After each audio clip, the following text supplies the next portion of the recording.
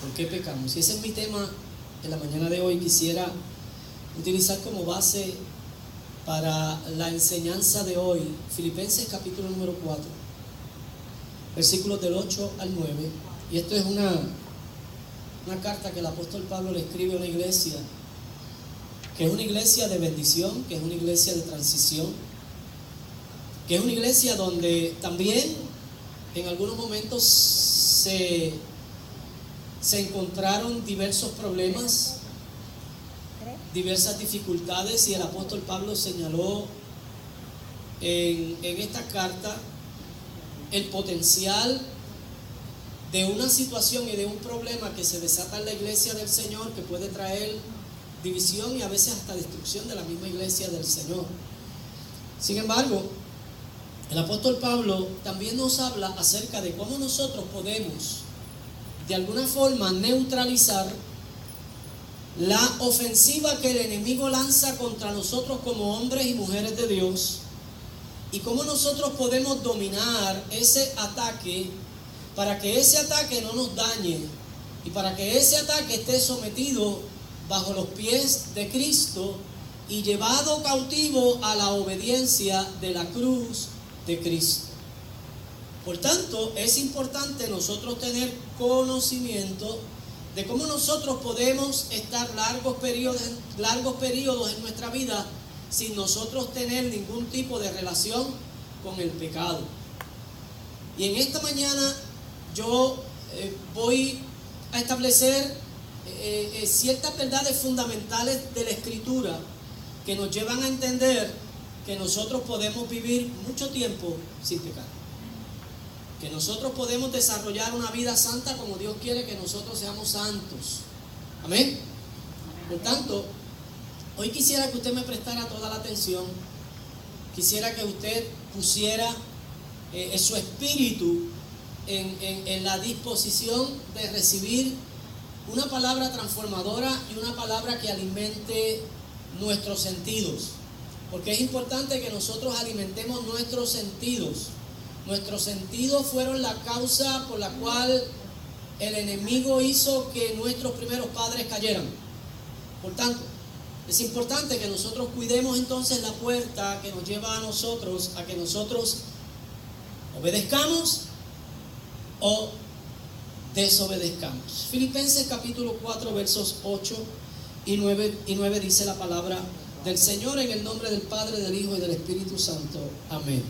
Por lo demás, hermanos, todo lo que es verdadero, todo lo honesto, todo lo justo, todo lo puro, todo lo amable, todo lo que es de buen nombre, si hay virtud alguna, si algo digno de alabanza, en esto pensad.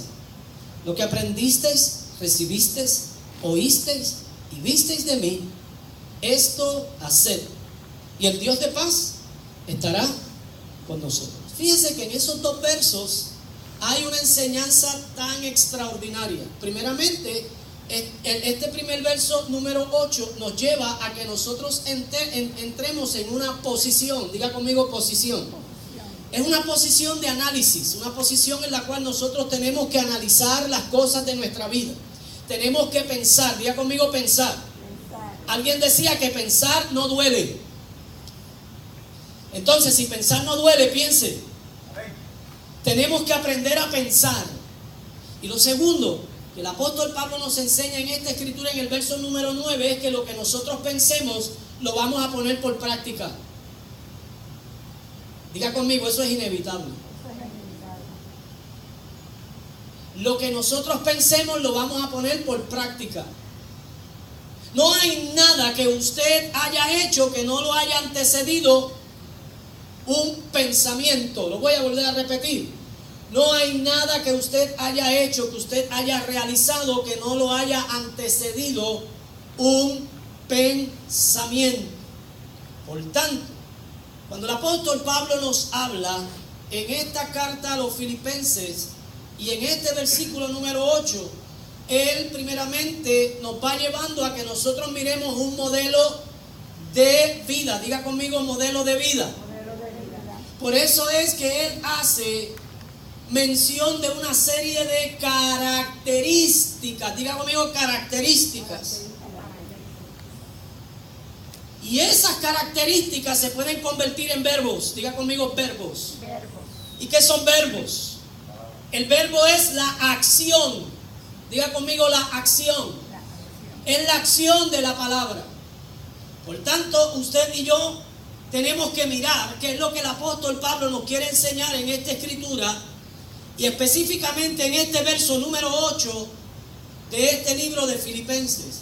Porque como le dije, aquí hay dos enseñanzas. Número 1, la forma en la cual nosotros vamos a analizar la vida.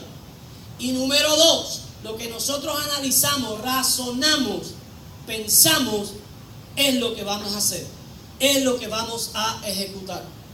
Y cuando nosotros miramos las características que el apóstol Pablo nos presenta aquí como verbos para que nosotros pensemos en esto, y nosotros miremos y lleguemos a la conclusión si realmente esto vale la pena analizarlo y pensarlo, luego nos dice, ejecútenlo de la forma en que ustedes entiendan mejor hacerlo.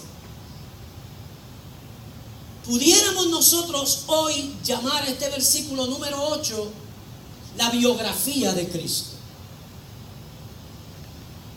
Porque en este versículo 8 el apóstol Pablo hace énfasis diciendo todo lo que es verdadero.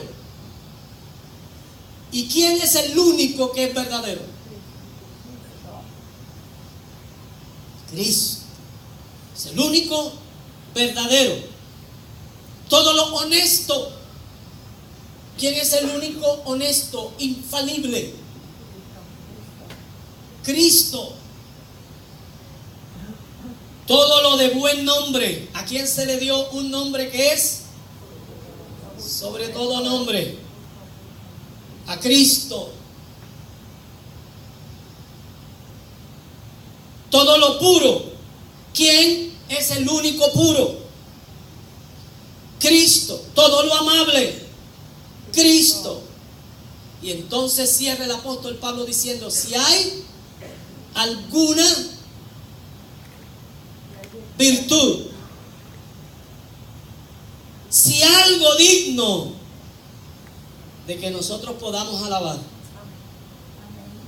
Entonces, si nosotros miramos esto como una biografía de Cristo, nosotros tenemos que decir como el apóstol Pablo, doy gracias a Dios por Cristo Jesús. Entonces nosotros tenemos que empezar a analizar la vida que estamos viviendo, porque la vida nuestra no se forma en un vacío. Lo voy a volver a repetir, la vida del ser humano no se forma en un vacío. No es cierto que llegamos de la nada, no, eso no es cierto. Y ahí es donde está el primer problema de nuestra vida, que nosotros comenzamos a pensar de manera equivocada. Nosotros no llegamos a este planeta de la nada, fuimos formados. Nosotros fuimos planificados en la mente de Dios. Primero fuimos un pensamiento. Diga eso conmigo. Yo fui primero un pensamiento. Y después ese pensamiento se materializó. Primero estuve en la mente de Dios. Y después fui formado. O sea, usted y yo no nos formamos en la nada, en un vacío. Nos formamos primeramente en la mente de Dios con un pensamiento, con el pensamiento de Dios. Y Pablo dice que fuimos creados.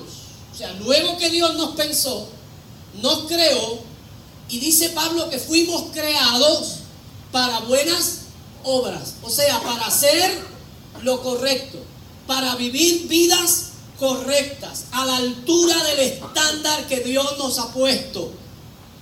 Diga conmigo, Dios me puso un estándar. Y es importante que nosotros vivamos conforme a ese estándar de vida. Lo primero que nosotros tenemos que entender, y lo que hoy yo quiero establecer con ustedes, es que como creyentes en Cristo no estamos llamados a pecar. O sea, que vamos a derrocar la idea y el pensamiento que nosotros tenemos permiso para pecar. No existe. Amén. No existe. Hay muchas escrituras que nos llevan a nosotros a entender el remedio. Hay muchas escrituras que nos permiten a nosotros conocer que nosotros podemos tener alternativas luego de haber pecado, pero ninguna de ellas nos invita a pecar. Lo que hace es que nos levanta del pecado, nos limpia del pecado y nos posiciona nuevamente para que nosotros podamos llevar vidas correctas. Por eso es que dice que si el justo cae no va a quedar postergado. Si 7 veces cae el justo, poderoso es el Señor para levantarlo. Y Juan escribe y dice: estas cosas las escribo para que no pequen. ¿Para que qué? Para que no pequen. Pero si alguno peca, abogado tenemos para con el Padre, a Jesucristo el justo. Por tanto, este mensaje de hoy no va dirigido al mundo pecador, porque el mundo pecador, ¿qué hace? Peca. El estilo de vida del mundo es ¿qué? Pecado. Por tanto, el estilo de vida de la iglesia no es pecado. El estilo de la vida de la iglesia no es una insurrección a todo lo que es el mandato divino. El estilo de la vida de la iglesia es un estilo de vida santo, es un estilo de vida puro. Por tanto, el apóstol Pablo, escribiéndole esta carta a la iglesia en Filipo, en este verso 18 le dice: este es el estándar que tiene que tener un hombre y una mujer de Dios. ¿Y cuál es ese estándar? Aquí lo tenemos: verdadero, honesto, puro, amable, de buen nombre, para que tú y yo podamos decir que somos imitadores de Cristo. Tú y yo no podemos conseguir ninguna forma, ninguna manera que pueda justificar la desobediencia o el pecado.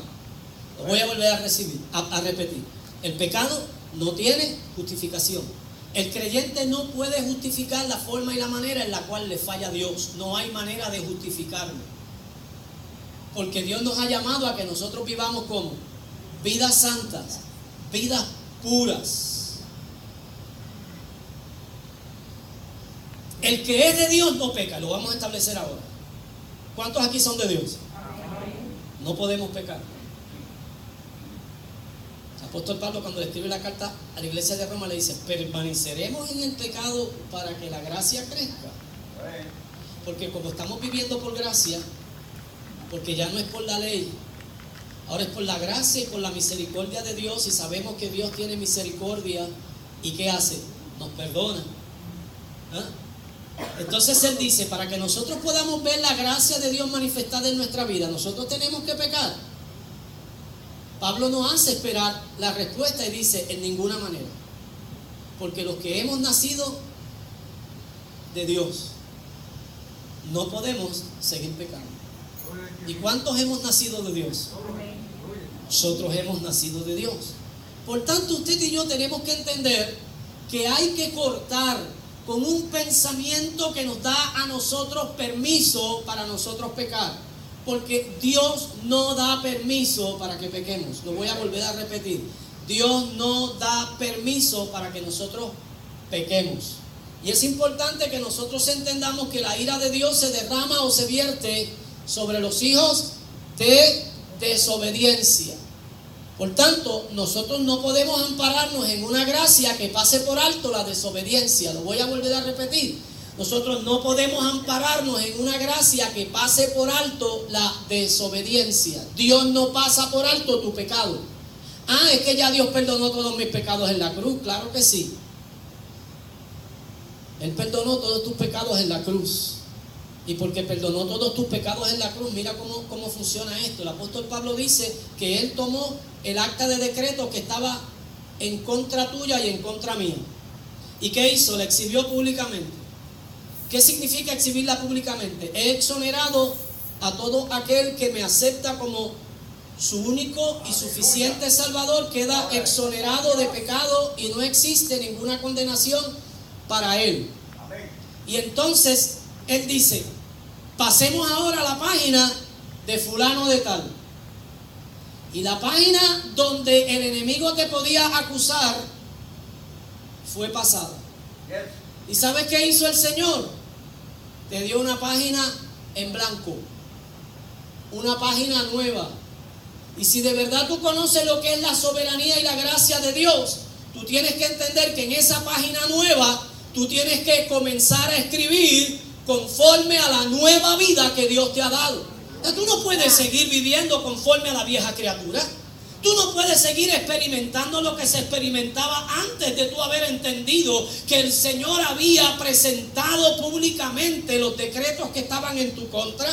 Y ahora seguir viviendo una vida desordenada o seguir viviendo una vida confiando en una gracia que es más mal entendida que la realidad que produce esa gracia sobre nosotros. Y entonces, cuando nosotros miramos la verdad acerca del creyente y acerca del pecado, nosotros tenemos que entender que el pecado no puede reinar en tu vida. El pecado no puede reinar en nuestra vida. ¿Y qué significa reinar? Significa que domine, que tenga dominio sobre ti. Y el pecado no puede tener dominio sobre un hombre y una mujer que han sido nacidos de nuevo. Tú no puedes seguir teniendo un estilo de vida pensando de que como tus pecados ya fueron perdonados, tú puedes seguir perdonando porque ya eso fue pagado. Eso es como si yo fuera a un supermercado y yo, siendo millonario, viniera y le dijera al dueño del supermercado: dale aquí a José Morales todo lo que él venga a buscar.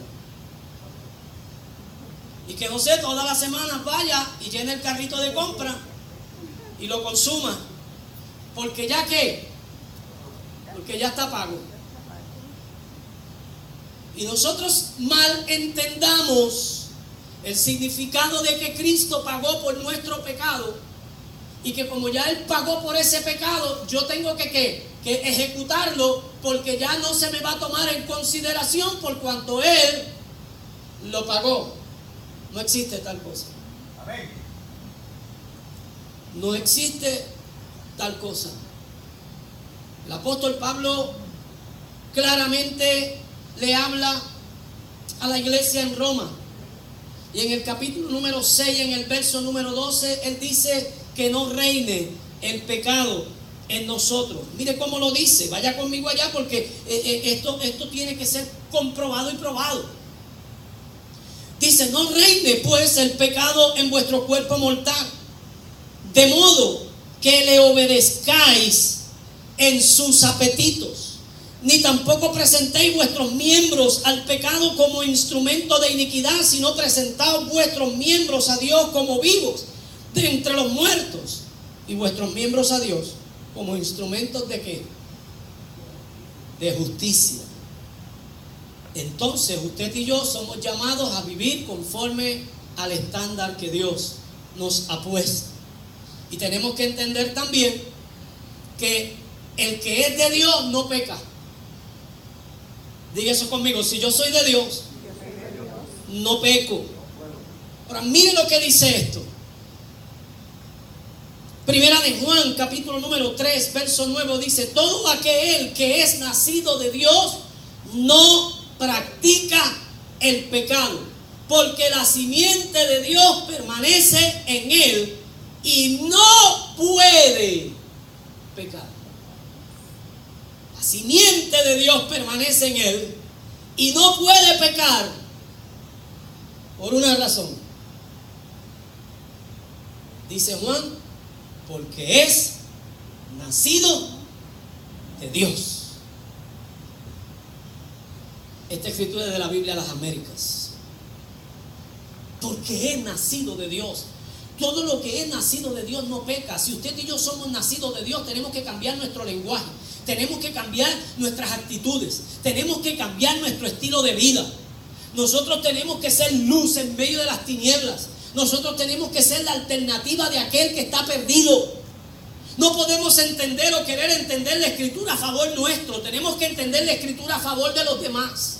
Lo voy a volver a repetir, porque muchas veces nosotros queremos tomar la Escritura a favor nuestro y decir a favor nuestro, y olvidarnos de que nosotros recibimos para dar, de que somos luz en medio de las tinieblas, de que como Cristo es pan de vida, nosotros tenemos que convertirnos en pan de vida, en agua que sacia la sed de aquellos que están rodeándonos. Tenemos que entender que Dios nos ha llamado a vivir vida santa. Lo voy a repetir. Tenemos que entender que Dios nos ha llamado a vivir vidas santas. Entonces, yo no peco porque fui nacido de Dios. ¿Por qué yo no peco? Porque nací de Dios. ¿Por qué yo no peco? ¿Por qué no peco? No peco porque nací de Dios. Eso es más que suficiente para que yo mantenga una vida pura y santa delante del Señor. No peco porque nací de Dios. Vamos a ver cómo lo dice Juan en el primer capítulo, en los versos 11 al 13. Dice Juan: a los suyos vino, pero los suyos no le recibieron. ¿Quiénes fueron los suyos? Los judíos, ¿verdad? El pueblo de Israel no los recibieron. Sigue diciendo: mas a los que le recibieron, a quienes creen en su nombre, les dio potestad de ser hechos hijos de Dios. ¿De qué les dio potestad? Estos no nacieron de sangre, ni de voluntad de la carne, sino por la voluntad de Dios. O sea que usted y yo somos hijos de Dios por la voluntad de Él. Ahora, mire esta expresión: les dio potestad. Esta palabra potestad viene del griego exousia, que significa capacidad, significa privilegio y significa sobrehumano. Y esta palabra sobrehumano significa que excede las capacidades normales de una persona. O sea, mire lo que Dios ha hecho y en qué cosa Dios nos ha creado. Dios ha hecho que usted y yo seamos sobrehumanos. Usted ha escuchado la expresión hizo un esfuerzo sobrehumano. ¿Ha escuchado esa expresión? ¿Ah? Que ha ido más allá de las capacidades que un ser humano ha podido tener.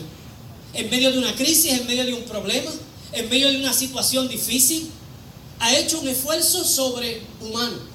Pues Dios nos ha dado a nosotros el poder, la autoridad, la capacidad. Nos ha dado a nosotros el privilegio de nosotros continuamente experimentar lo sobrehumano. O sea que usted no es un humano común. El hombre y la mujer de Dios no son humanos comunes. Lo voy a volver a repetir. El hombre y la mujer de Dios no somos humanos comunes, somos sobrehumanos, porque Dios nos ha dado la potestad, nos ha dado ese privilegio de convertirnos en personas sobrehumanos. Y hay diferentes factores por los cuales un hijo de Dios peca. Teniendo todo este conocimiento, sabiendo que el pecado no puede reinar en nosotros, teniendo el conocimiento porque lo leemos en la misma escritura. ¿Cuántas veces hemos leído eso? De que no reine el pecado sobre nosotros, ni presentemos nuestros cuerpos o nuestros miembros al pecado. ¿Cuántas veces lo hemos leído? Todo el que es creyente, que es el lector de la palabra del Señor, ha tenido que en algún momento de su vida leerlo o escucharlo de algún mensaje o de alguna enseñanza, de alguna predicación. Hemos escuchado que los que son de Dios no pecan, lo hemos leído, lo hemos escuchado, y si usted no lo ha leído, pues ya yo le di la cita y se lo leí y usted lo escuchó en la mañana de hoy. Y hemos oído hoy que usted y yo fuimos creados para no pecar. Los que hemos nacido de nuevo no pueden pecar. Dice Juan que no pueden pecar por una sola razón: porque nacimos de Dios. Diga eso conmigo: nacimos de Dios. Pero hay diferentes factores que nos hacen que nosotros pasemos por alto esas verdades. Diga conmigo: diferentes factores. No pierda su hilo, que su mente no se me vaya por otro lado. Agárrela, conéctela al pensamiento de hoy. Porque muchas veces, no sé si usted ha visto una película donde en un momento dado alguien le está hablando a una persona y esa persona le está escuchando, pero de momento se traslada a otro escenario y ya la voz de esa persona que le está hablando se va haciendo cada vez menos, hasta el momento en que la persona sigue hablando, pero ella ya entró en una conexión con otro tipo de escenario y con otro tipo de pensamiento y ya no está escuchando absolutamente nada de lo que se le está diciendo. No permita que su mente se le vaya de aquí, arréstela, tráigala, porque esto es importante para usted y el enemigo no quiere precisamente que usted entienda por qué razón a veces nos encontramos pecando. Porque Dios no quiere que usted peque. Porque en el momento dado en que nosotros pecamos tenemos un acusador que nos mete los dedos picada de ojo para nosotros y nos deja totalmente ciegos. No permite que nosotros podamos ver la realidad y nos acusa. Porque esa es la función del enemigo, acusarnos, para que nosotros no podamos vivir vidas tranquilas, para que nosotros no podamos disfrutar de la paz, del gozo, de la felicidad que proporciona una vida santa delante del Señor. Por tanto, arreste su mente, tráigala para acá y permita que usted hoy pueda salir de aquí, de este lugar edificado. Entonces, uno de los factores, o los diferentes factores que nosotros podemos encontrar en la cual un hijo de Dios peca, es que pecamos porque pensamos que tenemos una naturaleza pecaminosa. Caemos en esa mentira del diablo. Es que lamentablemente la naturaleza que yo tengo es pecadora.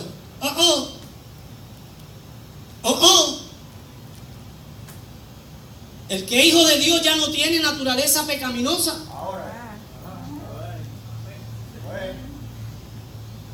En el capítulo 3 del Evangelio según San Juan, el Señor Jesucristo desarrolla un diálogo con un hombre maestro de la ley llamado Nicodemo, que le dice: papito, te es necesario nacer de nuevo.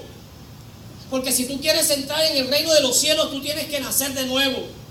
Y muchas veces el diablo no quiere que nosotros entendamos lo que significa el nuevo nacimiento y hace que nosotros respondamos como Nicodemo respondió: como un hombre viejo se puede meter en el vientre de su madre y nacer de nuevo. Esto no se trata de eso, Nico. Esto se trata de nacer del agua y del Espíritu. Y es importante que tú y yo entendamos que Dios ha querido que tú y yo nazcamos del agua y del Espíritu. Diga eso conmigo: yo nazco del agua y del Espíritu. Entonces, en el verso número 5 de ese capítulo 3, Jesús dice que ese nuevo nacimiento es de agua y es de espíritu. Y el agua es tipo de ¿qué? De la palabra. Es tipo de gente, pero es tipo de la palabra. Y el espíritu pues no tiene otra tipología que no sea ¿qué? Espíritu, vida.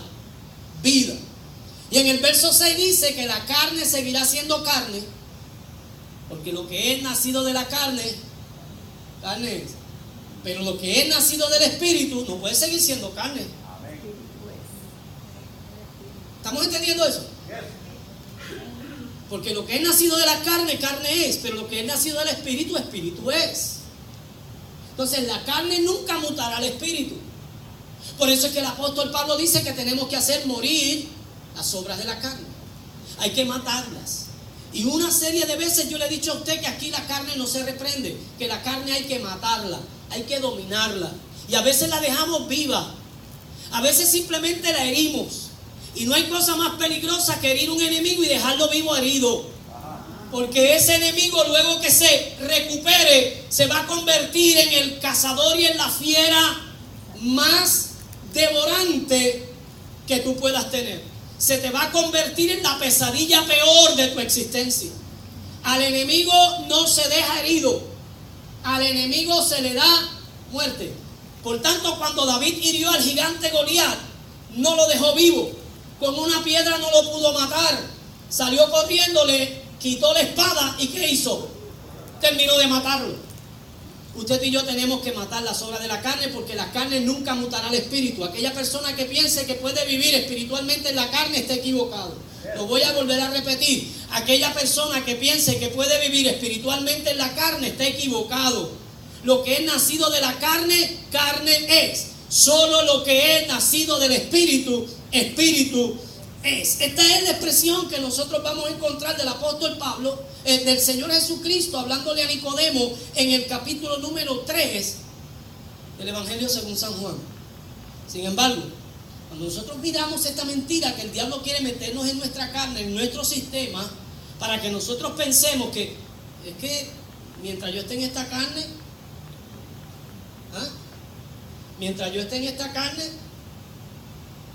Mire lo que el apóstol Pedro escribe en su segunda carta, en el capítulo 1, versos 3 al 4. Él dice: todas las cosas que pertenecen a la vida y a la piedad. ¿Cuántas cosas? Término ¿cómo? Absoluto, ¿sí o no? O sea, ¿quién envolvió qué? Todas las cosas que pertenecen a la vida y a la piedad nos han sido dadas por su divino poder. ¿Por qué nos fueron dados? Porque Él lo quiso. Porque a Él le plació, le plugo, como usted quiera decirlo, como usted quiera llamarlo. Él quiso que ¿qué? Que nos fueran entregadas todas esas cosas que pertenecen a ¿qué? A la vida y a la piedad. O sea que usted tiene todo lo necesario para vivir una vida como piadosa. No existe tal cosa como lo otro que el enemigo nos quiere traer a la mente, que nos está llevando a que nosotros ¿qué? Pequemos. Yo quiero decirle que nosotros no pecamos por desconocimiento.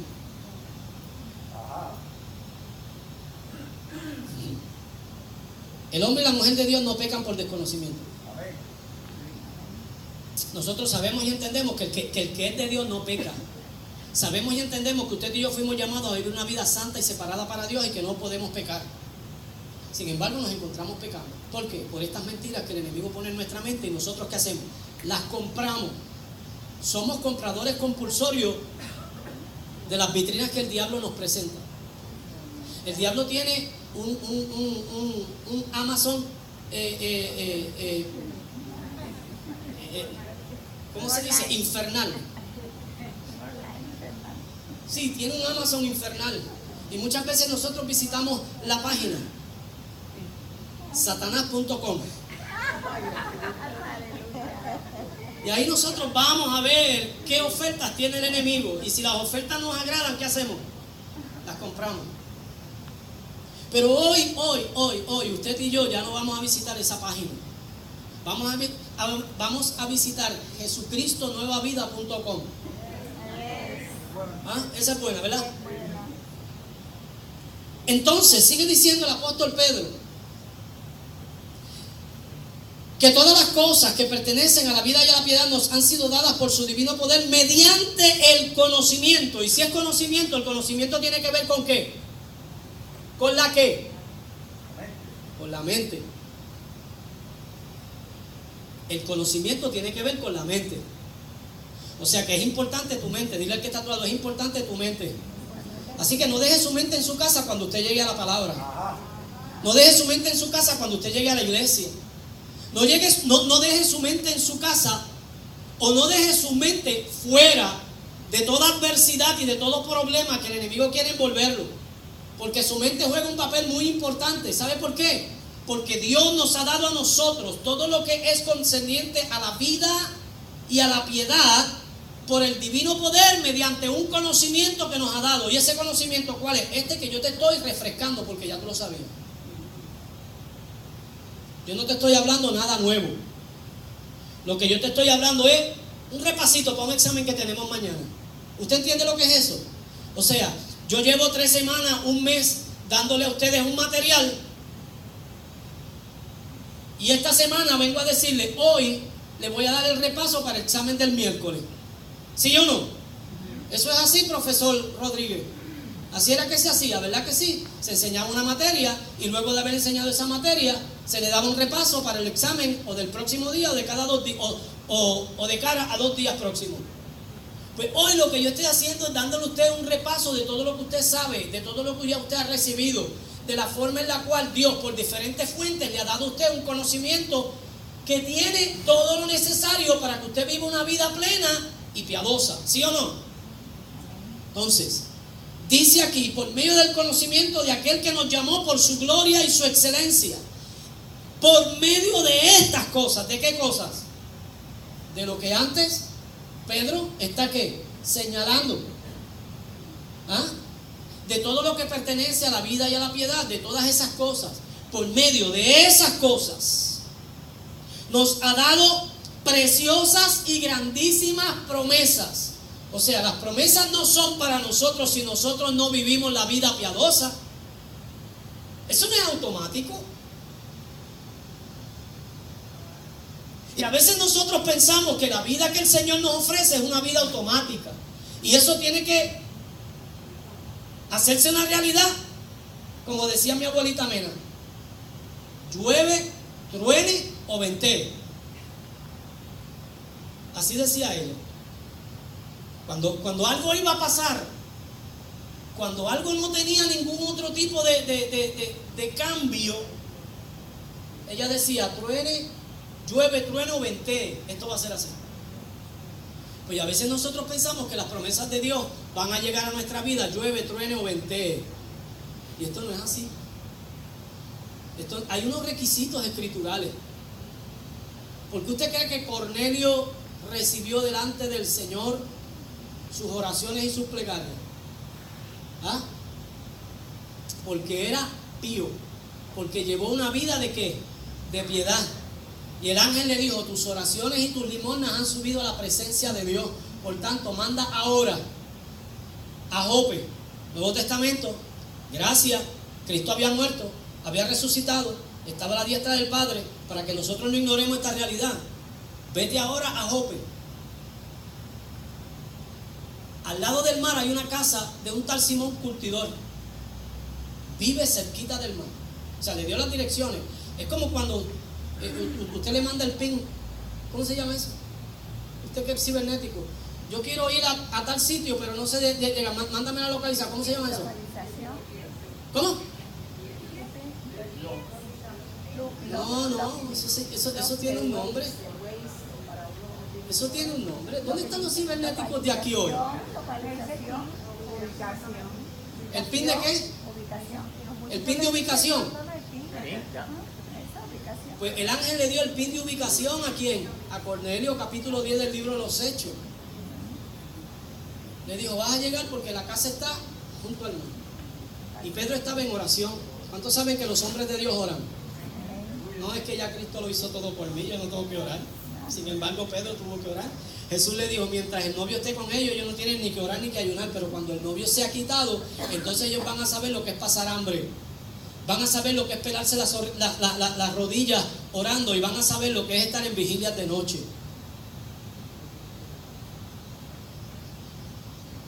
Y cuando Pedro recibió del Señor el lienzo, le dijo, mira, allá abajo hay 3 hombres que te buscan. Ve con ellos y no dudes.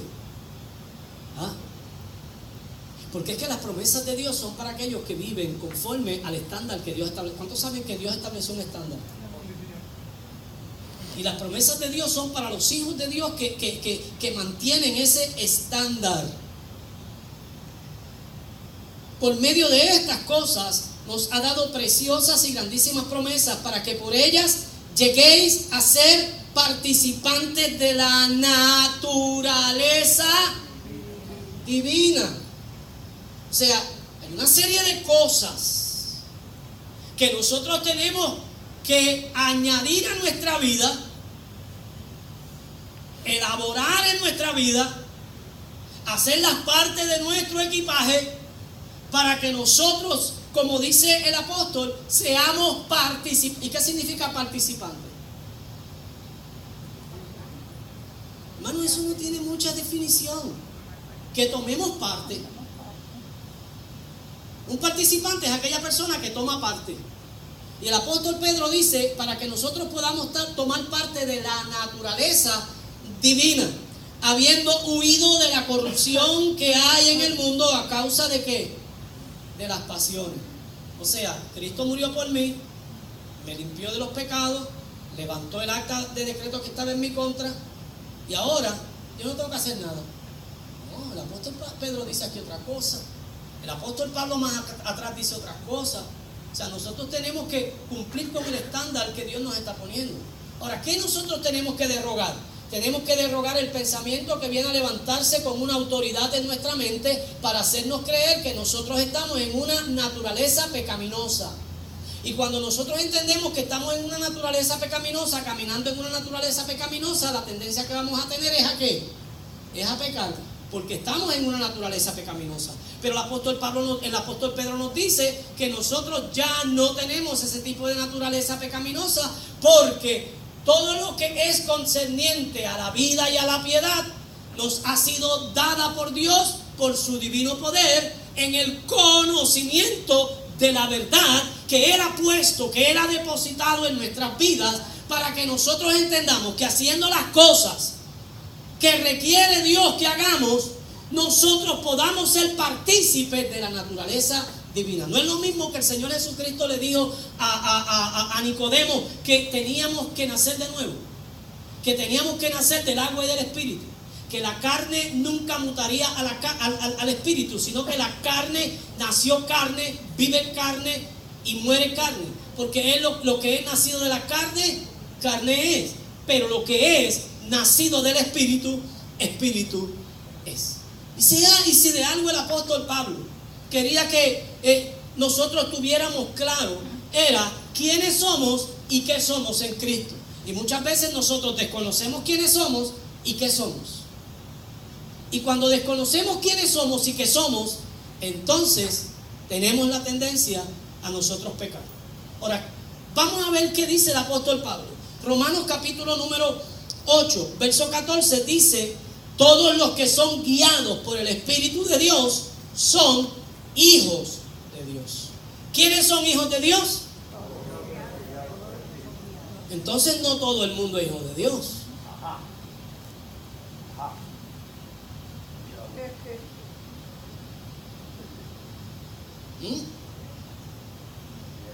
Porque mucha gente dice, no, todos somos hijos de Dios.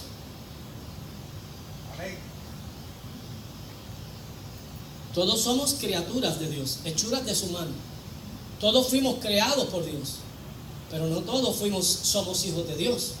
¿Usted sabe por qué nosotros somos hijos de Dios? Porque a través de la cruz de Cristo Él hizo un anuncio de invitación de adopción.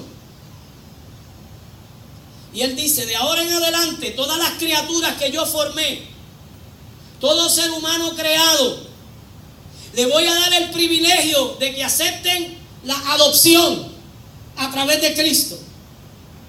Y todo aquel que acepte la adopción a través de Cristo se va a convertir en mi hijo.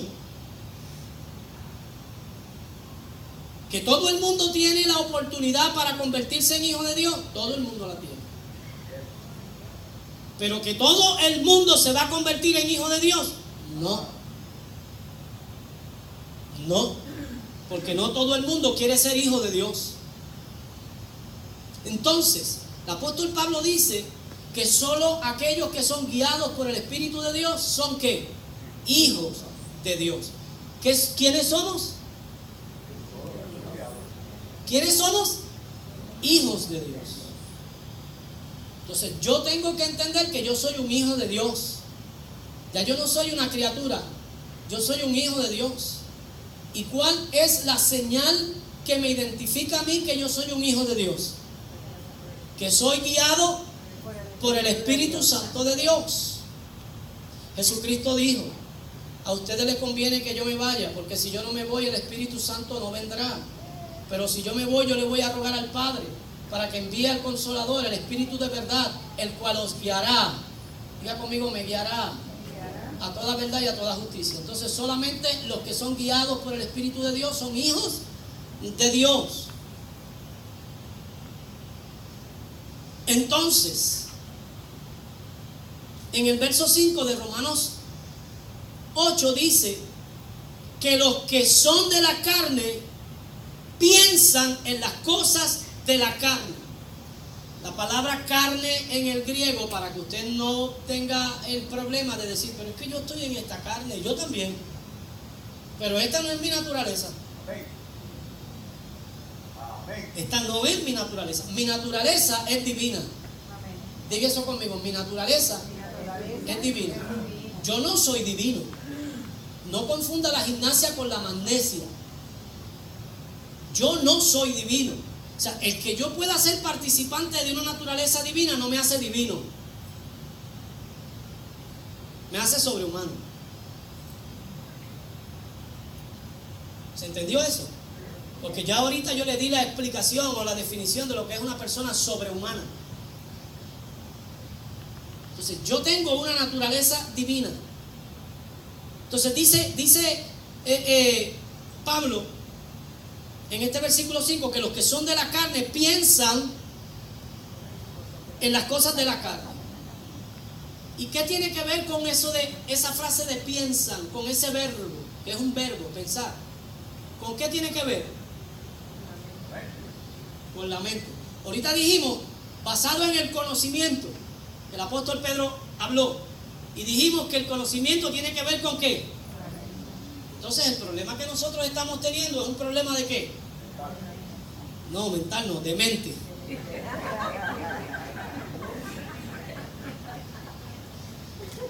Es un problema de mente.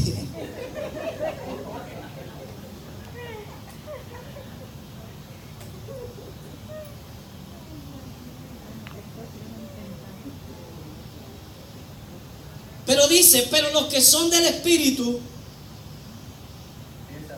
en las cosas del Espíritu es que piensan. Aleluya. O sea, hay una diferencia. El que tiene una mente natural piensa en las cosas de qué? De lo natural. Pero el que tiene una mente espiritual piensa en las cosas que sobrenaturales. Y no es lo mismo pensar en las cosas naturales que en las cosas sobrenaturales. Porque el sobrehumano es la persona que excede, lo dijimos ahorita, ¿verdad? A todo el esfuerzo, a toda la habilidad que una persona puede tener. Y ahí es donde nosotros podemos entender la clase de persona que Dios nos ha creado, que Dios nos ha hecho. Entonces yo tengo una mente espiritual, por eso yo tengo que pensar de manera sobrenatural. Yo tengo que pensar en las cosas espirituales. Ahora vamos a ver qué significa en el griego esa palabra espíritu. Esa palabra espíritu significa neuma, que es principio vital. Diga conmigo, principio vital. Neuma significa vida. Y aquí esa palabra en el diccionario Strong vuelve a definirse como sobrehumano. Vaya entretejiendo todas estas cosas, porque Dios nos ha creado a nosotros personas sobrehumanas. Usted y yo no somos cualquier cosa, hermano.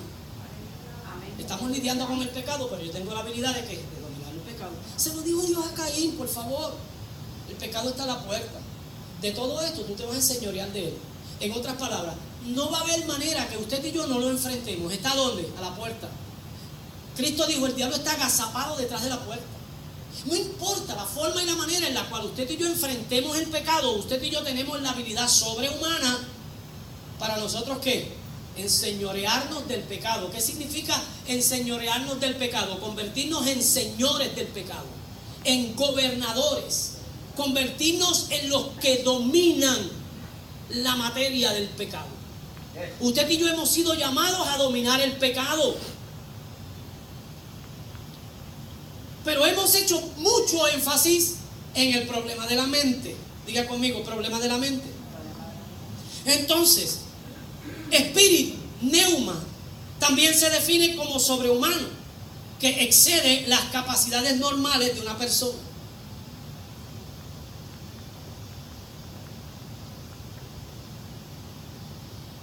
Tenemos que entender todo lo que el Señor nos va hablando y nos va trayendo para que nosotros vayamos entendiendo qué significa lo que Dios nos está mostrando, para que nosotros podamos ver que podemos vivir muchos periodos de vida sin nosotros pecar.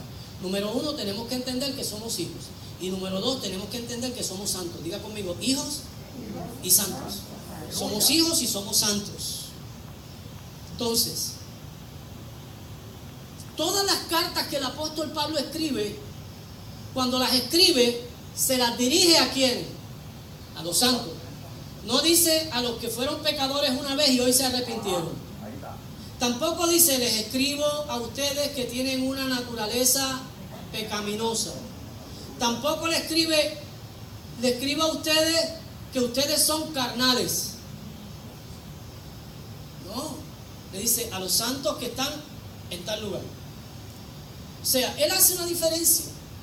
Y esa diferencia usted y yo tenemos que tenerla marcada en nuestra vida, que somos hijos y somos santos.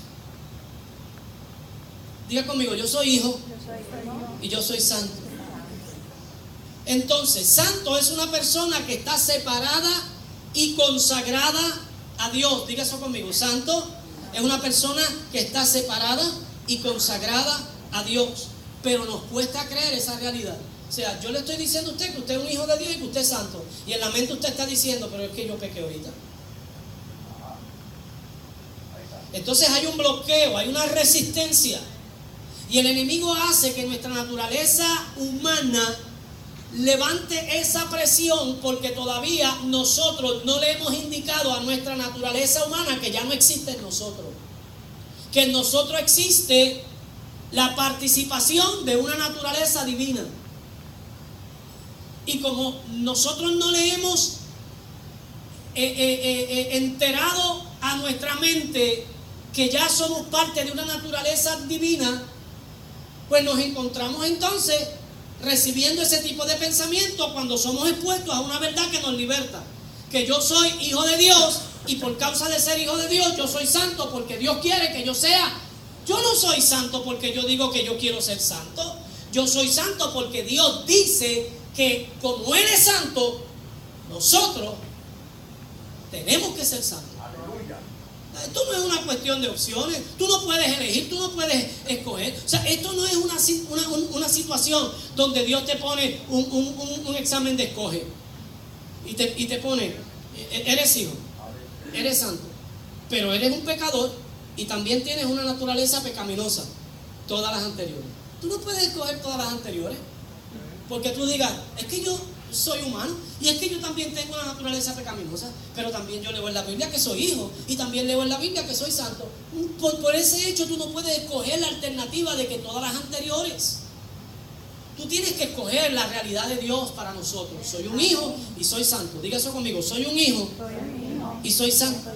Y Pablo en este capítulo 4 de Filipenses, en el verso número 8 dice, por lo demás, hermanos, todo lo que es verdadero, todo lo que es honesto, todo lo que es justo, todo lo que es puro, todo lo que es amable, todo lo que es de buen nombre, si hay virtud alguna, si alguna alabanza, en esto pensar. El problema, ¿sabe cuál es el problema? Que nos lleva a pecar, o el problema que nos llega a pecar es no tener dominio de nuestra mente. Ese es el problema que nos lleva a nosotros a pecar. Porque estamos con una claridad llevándote a ti todas las incidencias de esta verdad, donde verso por verso estamos concluyendo la verdad de que somos hijos por el deseo de Dios y no por el deseo de varón, y que somos santos porque Él quiere que seamos santos porque Él es santo, porque sin santidad nadie verá al Señor. Y el problema de todo esto es que lo dudamos, que no lo creemos. Y yo no puedo vencer porque yo estoy todavía en una naturaleza pecaminosa. Libérate. Entiende que tú no estás en una naturaleza pecaminosa. Entiende que tú eres partícipe de una naturaleza divina. Entiende que de la misma forma que Dios le dijo a Caín, antes de que Caín ejecutara el pensamiento que estaba en su mente, miren, Dios lo que hizo fue preguntarle, Caín, ¿qué tú estás pensando? ¿Qué estás pensando hacer? Y esa voz del Espíritu, ¿no es la que nos habla a nosotros dentro cuando nosotros estamos planificando? ¿Sabe cómo se llama eso? ¿Usted sabe cómo se llama eso? Premeditación con alevosía. Y estamos planificando lo que vamos a hacer, y el Espíritu Santo de Dios viene y nos pregunta, ¿qué tú estás pensando hacer? ¿Qué estás pensando hacer? Esa fue la pregunta que Dios le hizo a Caín. Caín, ¿qué tú estás pensando hacer? Yo nada.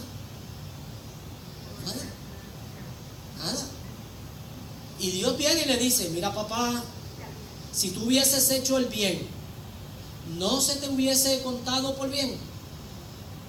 Porque es que nosotros estamos pensando que como ya lo hizo todo el Señor, yo no tengo que hacer nada. Y no hacemos el bien porque ya se nos está contando todo como por bien. El bien hay que ejecutarlo. Diga conmigo, el bien hay que ejecutarlo. Porque de la misma forma que se ejecuta el bien hay que ejecutarlo. ¿Y dónde primeramente se concibe el bien? En la mente. ¿Y dónde primeramente se concibe el mal? En la mente. Por tanto, usted y yo tenemos que entender que nada se ejecuta si primeramente no se piensa. Entonces, el problema que nosotros tenemos es en nuestro pensamiento.